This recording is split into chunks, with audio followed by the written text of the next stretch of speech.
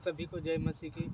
फिर से एक नई वीडियो में आए परमेश्वर का वचन लेके। एक पापी स्त्री को यीशु मसीह कैसे विश्वास में आगे बढ़ने के लिए सिखाया है, हम वचन से आप लोगों को पढ़ के सुनाते हैं और समझिए कि किस प्रकार परमेश्वर ने क्षमा किया एक पापी स्त्री को। यूहन्ना 8 का 1 वचन से लेके 11 तक आप लोग बाइबल में पढ़िएगा, उसके बाद आप लोगों को समझ में आएंगे। हम पढ़ के आप लोगों को बताते हैं। परंतु यीशु जैतून के पहाड़ पर गया और भोर को फिर मंदिर में आया और सब लोग उसके पास आए और वह बैठकर उन्हें उपदेश देने लगा। तब शास्त्री और फरीसी एक स्त्री को लाए जो व्यभिचार में पकड़ी गई थी और उसको बीच में खड़ी करके यीशु से कहा, हे गुरु, ये स्त्री व्यभिचार करते ही पकड़ी गई है। तो आप लोग यहाँ पे शास्त्री और फरीसी ये स्त्री को ये भी दंड दे सकते थे, लेकिन ऐसा नहीं किया। यीशु मसीह को फंसाना चाहते थे परमेश्वर को। इसके लिए यीशु मसीह के पास ये सभी ये स्त्री को लाए कि कैसे करके यीशु मसीह को हम फंसाएं। और यीशु मसीह तो परमेश्वर है ना, तो सभी मनों को जान के समझ गए कि ये हमसे क्या बुलवाना चाहते हैं। तो जब और इसका नीचे हम पढ़ते हैं, वह व्यवस्था में मूसा ने हमें आज्ञा दी है कि ऐसी स्त्रियों को पथरवा करके। सो तू इस स्त्री के विषय में क्या कहता है?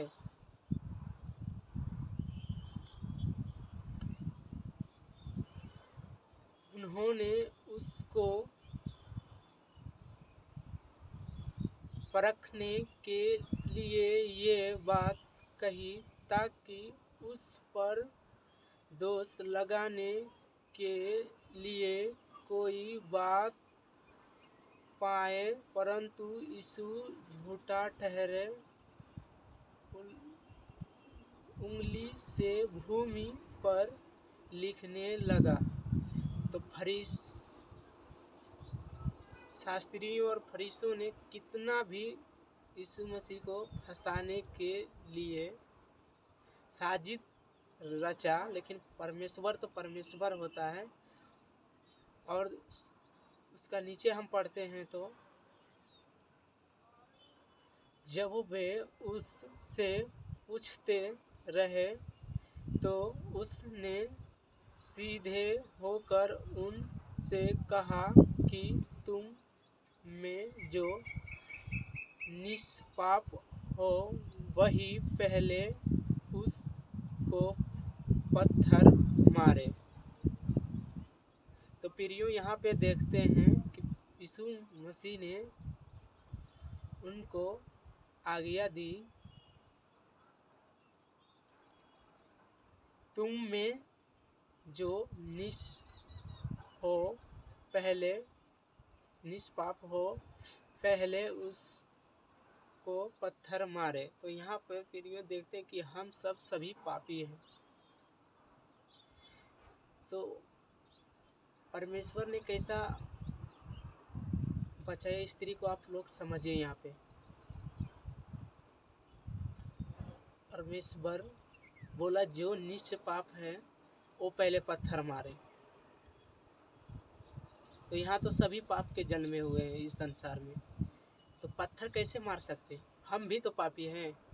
जो उस स्त्री को प्रभु के सामने लाके खड़ा कर दिए, तो हम सब भी तो पापी हैं। तो उनको समझाना चाहिए, एक साइड में स्त्री को ले जाकर समझाना चाहिए कि व्यभिचार नहीं करना, पाप नहीं करना। ऐसा समझाना चाहिए। यदि हमसे नहीं समझता तो 2-3 आदमी और आके समझाना चाहिए। यदि उनसे भी नहीं समझता तो कलसिया को कहना चाहिए। तो यदि उनसे भी ना समझता तो उनको अलग कर देना चाहिए, सभी से अलग कर देना चाहिए, लेकिन दंड नहीं देना चाहिए, उन्हें समझाना चाहिए। और इसका नीचे जब हम पढ़ते हैं, और फिर झुककर भूमि पर उंगली से लिखने लगा, परंतु वे ये सुनकर बड़ों से लेकर छोटों तक एक एक करके निकल गए और यीशु अकेला रह गया और स्त्री वहीं बीच में खड़ी रह गई। यीशु ने सीधे होकर उससे कहा, हे नारी, वे कहाँ गए? ये कहाँ गया? किसी ने तुझ पर दंड की आज्ञा नहीं दी? उसने कहा, हे प्रभु, किसी ने नहीं। यीशु ने कहा, मैं भी तुझ पर दंड की आज्ञा नहीं देता, जो और फिर पाप न करना। तो परमेश्वर ने वहाँ पर उस स्त्री को दंड नहीं दिया था। परमेश्वर ने उन्हें सिखाया कि जाओ, अब से तुम पाप नहीं करना। फरीसियों और शास्त्रियों ने मिलकर परमेश्वर को कितना भी चाहा कि हम फंसाएं, लेकिन परमेश्वर सभी को मनों को जानता है। तो दुष्ट लोग ऐसे होते हैं, खुद पापी हैं और दूसरों को दोषी ठहराते हैं। वो कलसिया जाते हैं, चर्च जाते हैं, वचन पढ़ते हैं, अपने आप को समझते हैं कि हम एक धर्मी जन हैं। यदि वो धर्मी जन होता तो उस स्त्री को परमेश्वर के सामने नहीं लाता, वो भी समझा सकता था उस स्त्री को, लेकिन ऐसा नहीं किया और डायरेक्ट परमेश्वर को फंसाना चाहता था उस स्त्री के लेकर। लेकिन परमेश्वर इन सब से अलग है। परमेश्वर पवित्र है, वो मनों को जानता है, इसलिए परमेश्वर ने बोला जब वो सब दंड नहीं दे सकता तो हम भी नहीं तुम्हें देंगे। आप लोग इस वीडियो को क्या सीखें, आप लोग कमेंट में अपना जवाब रखें, हम उस जवाब को पढ़ के आप लोगों को उत्तर देंगे। सभी को जय मसीह की। आप लोग ज़्यादा से ज़्यादा इस वीडियो को शेयर करें और लाइक करें, कमेंट करें, सभी के पास ये वीडियो को भेजें। जितने भी विश्वासी भाई बहन हैं सभी के पास भेजिए। आप लोगों को यीशु मसीह आशीष दे। God bless you. आमीन।